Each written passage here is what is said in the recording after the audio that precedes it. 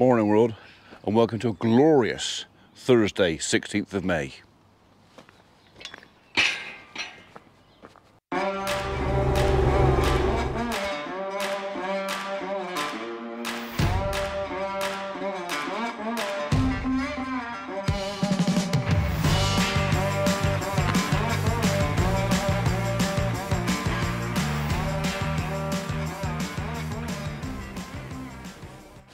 Right, it's 7 o'clock in the morning and we're down having a look to see what's occurring.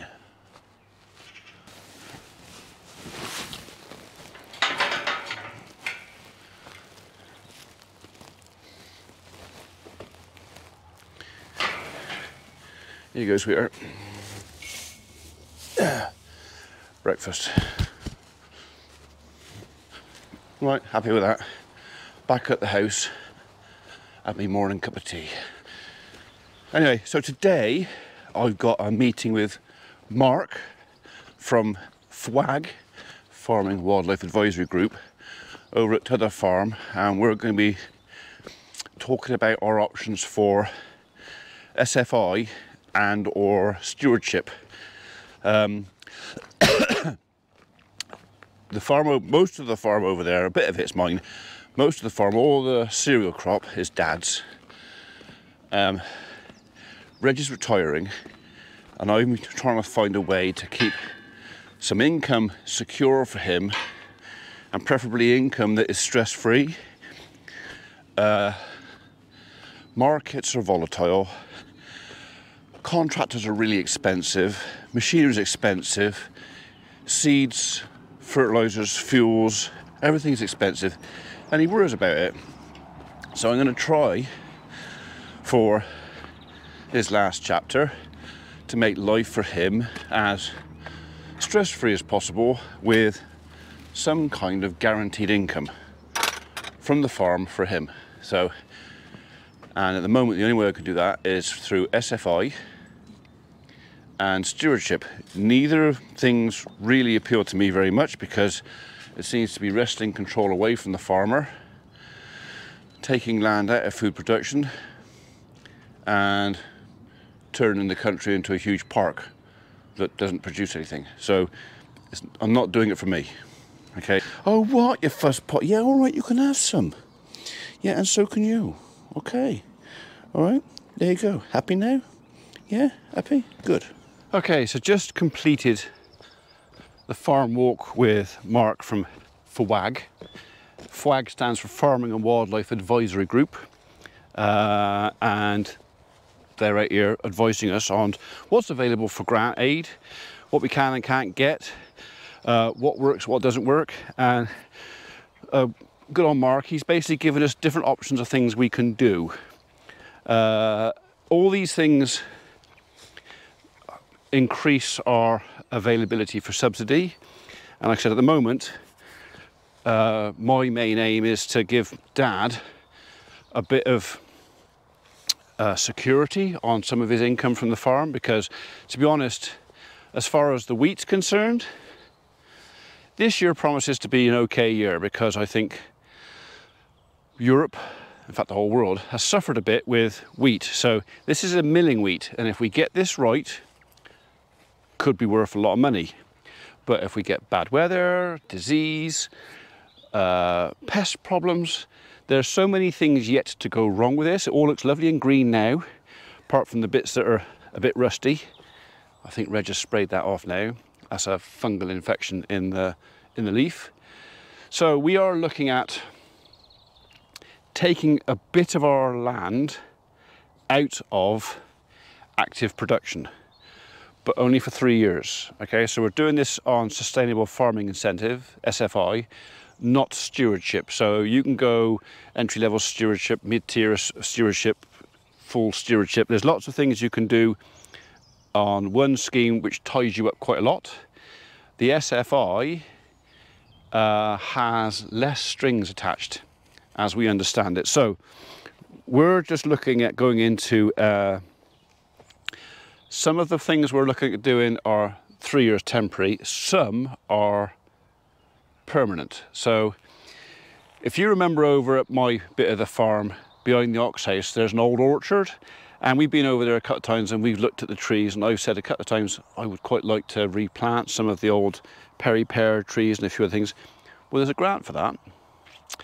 I don't actually earn anything out of it as such, not really. The government, or Bristol Forest I think it is, will come and put a plan together with me, and we'll decide what we want to plant, the density, stuff like that, and they will come and plant them. All I have to do is the annual maintenance, which is basically trim around the trees, bit of mulch perhaps, bit of grass control, bit of pest control, stuff like that, just to get the trees established. Not a lot of money. I mean, it would just about pay someone's wages to do that bit of work. Actually, it probably wouldn't even do that. But for me to leave, we're looking at 1.5 acres of orchard, maybe 2 acres of orchard. If I can leave this worldly plain and replenish 200 or 300-year-old orchard and make it a new orchard, and pears, old breed fruit trees and some new stuff, that idea appeals to me quite a lot. We're also looking at taking one square section of field, about 1 acre, out of cereal production.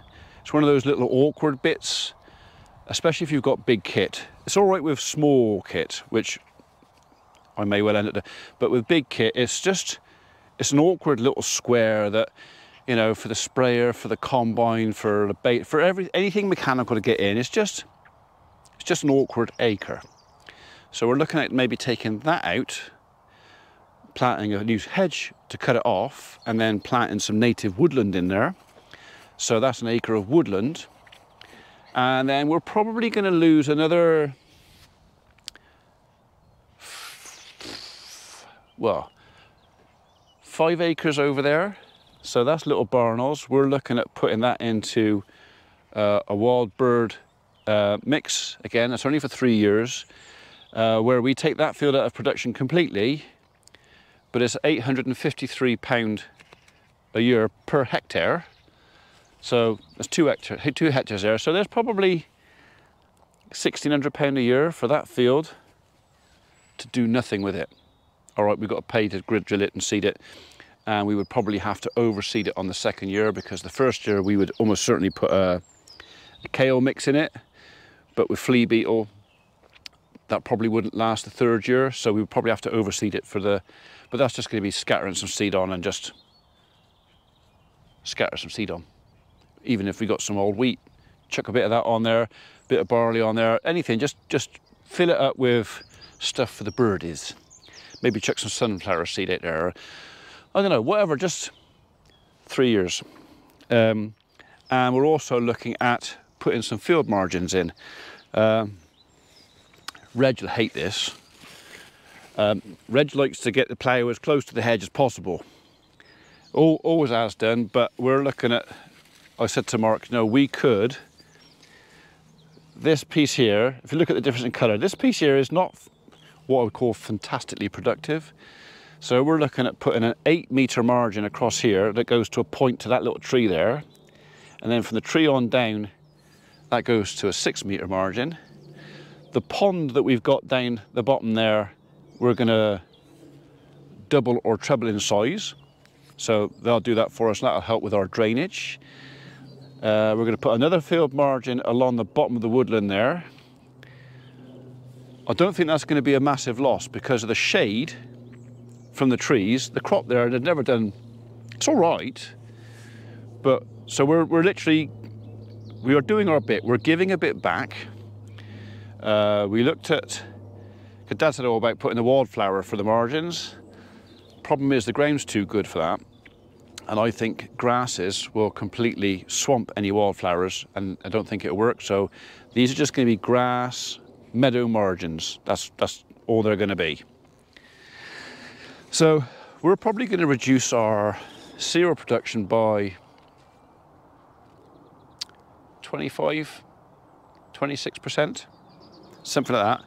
But we're going to swap the costs, expenses, and income from that 25% from an unknown quantity, which could be really good or bloody awful. We're going to swap that for a set figure every year. We know exactly what we're going to get off of it. Okay, it'll be half what we would get from a good harvest or a good year. We haven't had a lot of good years. Although saying that, we haven't, compared to many, we haven't done that bad. But it just gives Dad, I want the farm to earn him 10 grand a year before he plants a seed. That's what I would like it to do for him. So, and then in 3 years' time, we can either continue, or I can, apart from the bits we plant, the trees and orchards, if I want, I can plough it up and put it all back into cereal. Okay? I think you, hopefully you understand what I'm trying to do. It's, this is a 3-year plan. So there you are. So yeah, field margins, ponds. We're going to extend the ponds down there. We're probably going to put at least 2 more ponds in. They are keen as mustard to put ponds in. They tried to talk me into it a couple of years ago, and I was not too sure about it. But I think now things have changed. Whereas 2 years ago, I was adamant every single acre must produce food. That's what we do, we produce food. But with the politics of the world and the way of the world and what's going on with farming, it's only 3 years. That doesn't mean I'm going to fill the ponds in. I think they'll fill themselves in eventually, but yeah. Okay, right, back to my dad's, a cup of coffee, tell him what I've talked to Mark about.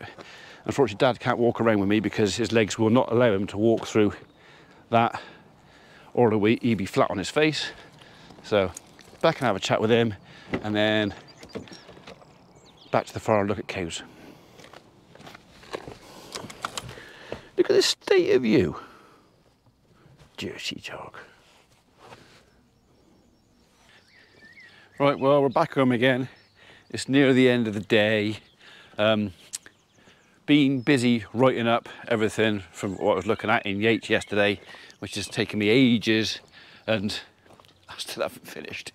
So, but we've got some jobs to do down here. So the workload on the farm since they've gone out has more than halved. So not to rail off that fence, they have. It's more than halved, so I've got way more time to do other stuff for a minute. I mean, it's going to create a little bit less content for you guys because I'm doing a bit less with the cattle, apart from looking at them out of my lounge window sometimes. But yeah, it's kind of nice to have a bit less pressure, not mucking out every single day. I mean, these guys, nothing in here is due to calve, I don't think, for at least another 10 days. So the bed over there is not really getting dirty, so I'm not rushing to clean that. The bed in here, some of them are spending the night in here, but most animals are spending the night outside. Hello, Mush. You all right? Yeah. You okay? Yeah. Yeah, lovely. So really, the only thing I've got to do much as far as responsibility is concerned is little lady and her baby over there. And we're going to go and tag that calf in a minute. So he's up and strong enough, or she's up and strong enough. And do you mind? Oh, do I smell that interesting? Do I? Yeah. That's the I've been sniffing wee face. That is. You know, when they go like that. So nothing sacred. All right. So yeah, we're going to grab the pliers, go and tag that calf, and then if the weather's right, and I think she's taken to him pretty well, it's quite likely I'm going to let her go outside. As much as anything else, she'll be happier outside, and it's cleaner outside than it is in here. Far less likely for the calf to get poorly if it's outside. Now, we will need that. And that little girl will be calf number,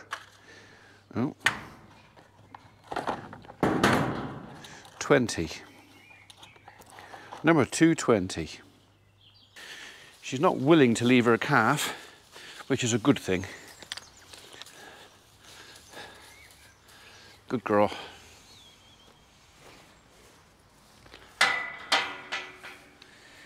Hello, little chap. You're so tiny, aren't you? Hey, so tiny.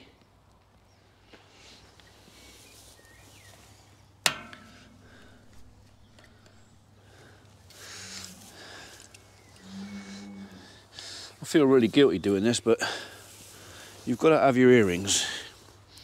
You have. You're so beautiful, aren't you? Eh? But you are tiny. Yeah. Eh?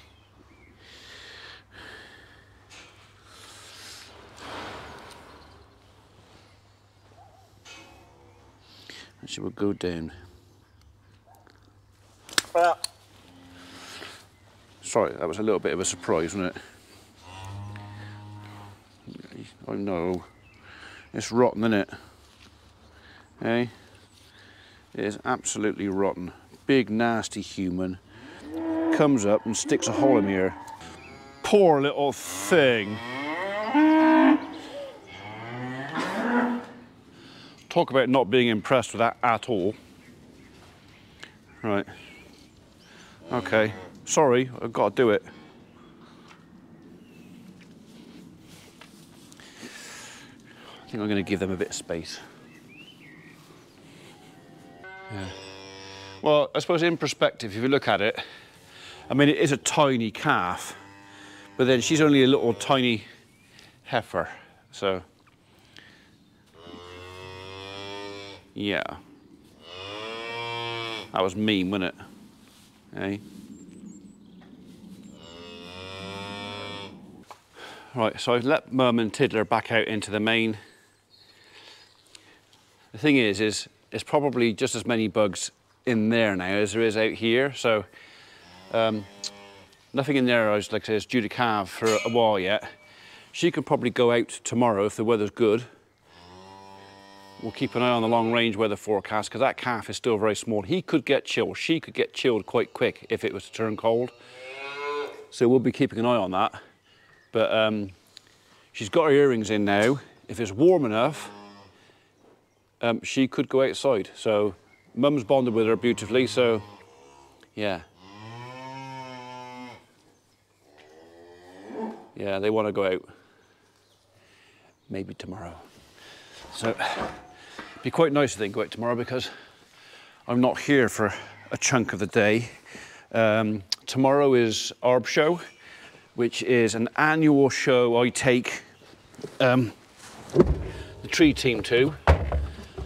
Basically, we have a day off, I might call it a training day, and we go and have a look round the local Arb Show, which is at Westonbirt Arboretum, to look at toys, shiny stuff. So, yeah, we're looking forward to that.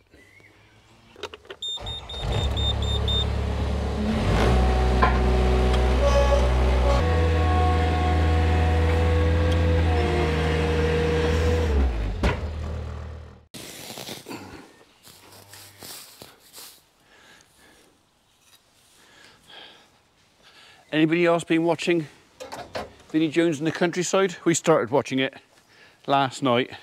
We finished Clarkson's Farm, and I know one or two of you get a bit upset with me saying, oh, I enjoyed Clarkson's Farm, or giving it any kudos, but you know what? He still has done more for raising awareness of some of the hassles and aggravation and unnecessary red tape. All right, the people who write the red tape will think it's very necessary, but it is unnecessary red tape that the people who produce your food have to go through, the hoops you have to jump through to have permission to produce your food. And that's what it feels like sometimes. It's a case of, oh, we should be grateful to be able to produce your food. Not that you're grateful that you've got some. Anyway, that's by the by. Clarkson may be a self-confessed ass and not the best farmer in the world, but I'll give him his due. He's coming across on TV. He's trying. He's got the bug, he loves it. He said last programme he was trying to find excuses now not to go to London, whereas before he probably would have done. And that's what it does to you. That's what this life does to you. When you realise that actually there is more to life than, well, so it doesn't really count for him. What was it that someone said he's earned off of his royalties and that off TV? 200, was it 200 million? Yeah, there's not many farmers who can do that, so. But he also admits the fact that, you know, he doesn't rely on the farm for his living, and if it costs him 200,000 to plant his crops and he only makes 40 grand profit or no profit at all, he can still afford to put food on the table, so, which is more than a lot of farmers can do. You know, we feed you lot, but can't afford to feed ourselves. I'm not saying I'm in that boat. We can't afford to feed ourselves, but sometimes it's a bit like, you know, oh, I fancy that, but I'll have to settle for that. I'm not crying, oh, woe is me. Don't worry about it. So, okay, I better give these guys this bale because they're probably champing at the bit to get at it.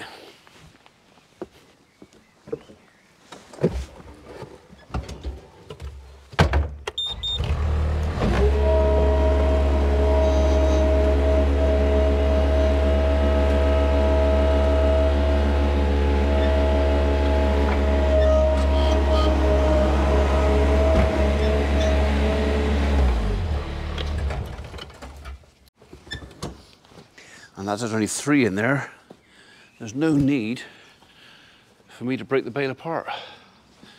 There's 3 feed slots they can all reach. In fact, there's 4 they can all reach. So, right, darling? Right, you can have that all to yourself tonight, all right? All to yourself. I don't know if you follow my Instagram or not. You might or might not, but I'll put up 2 videos on Instagram today. The first one was Biscuit spotting a squirrel in the garden. This one. You see him? There he is. He's just over there. There he is. You know he's there, don't you?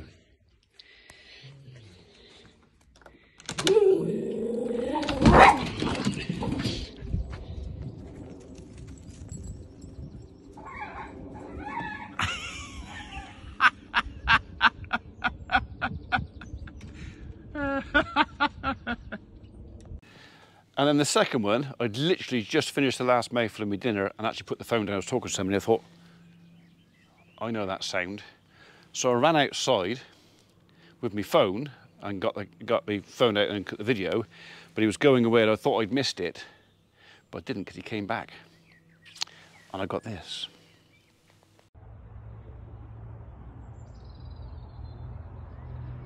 There he is.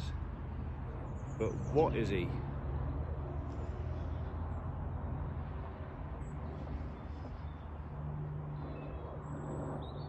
Elliptical bin? I reckon that's a spit.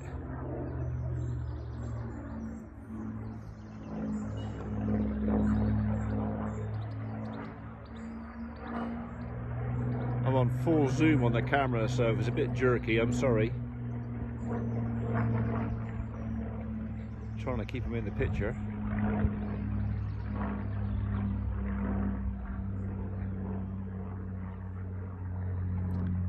It's just the sound of that engine, isn't it?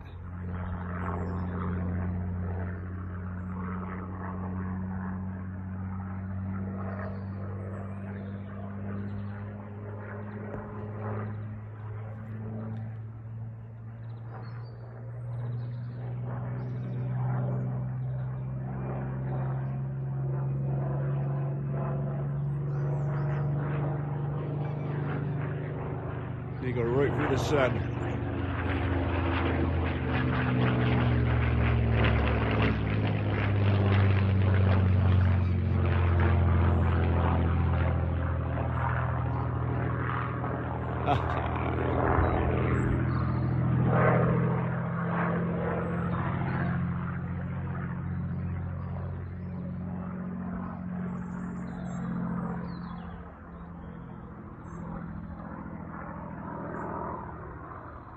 That just made my day. That's the second time this year. I don't know if it's the same spit, but it's the second time this year that I've had a Spitfire fly over us. Was it last year, year before? I was out mowing and we had, was it a Lancaster bomber? 4 engines. I think it was Lancaster, come flying across. He wasn't that close, but he went over one way and I just caught a snippet of it. And then, damn me, if he didn't come back over my head and I wasn't ready for him a second time, so. But yeah, I mean, I'd love to see those old warbirds. So, yeah. And perhaps we should all think about reflecting on how lucky we are to live in a country that is free from tyranny and cruelty and, well, nearly anyway. I'm sure some of them would probably turn in their graves if they knew what the world was turning into at the moment. Anyway, most of us are lucky. Give me little chestnut a bit more water. Just a little bit. He had a good drink earlier. This is well, I think this is an Indian horse chestnut. We're not going to know for a few years, but I think this is going to have a yellow flower. This comes from a conker I picked up. I think this conker came from Westonbirt Arboretum, and I gave that conker to my mum and dad. This is just before my mum passed, and they stuck it in a pot. And he's now, there's year 1, year 2, year 3. This is his 4th year. And this year he's decided to take off, and Dad said to me, I think you should take it home now and plant it. So that is what we're going to do. We're going to go and find somewhere on the farm to plant this, where I think this is going to be the tree that's going to remind me of me mum. So this is going to be mum's tree. I spy folks on the footpath. That's the first people I've seen walking the footpath since the cattle have gone out. So, yeah. Thus far, only 2 of the animals have spotted them. We'll see if they're going to wander up through. But sometimes they get to the gate, change their mind, turn round. We'll see. Cattle won't hurt them, but they will be curious.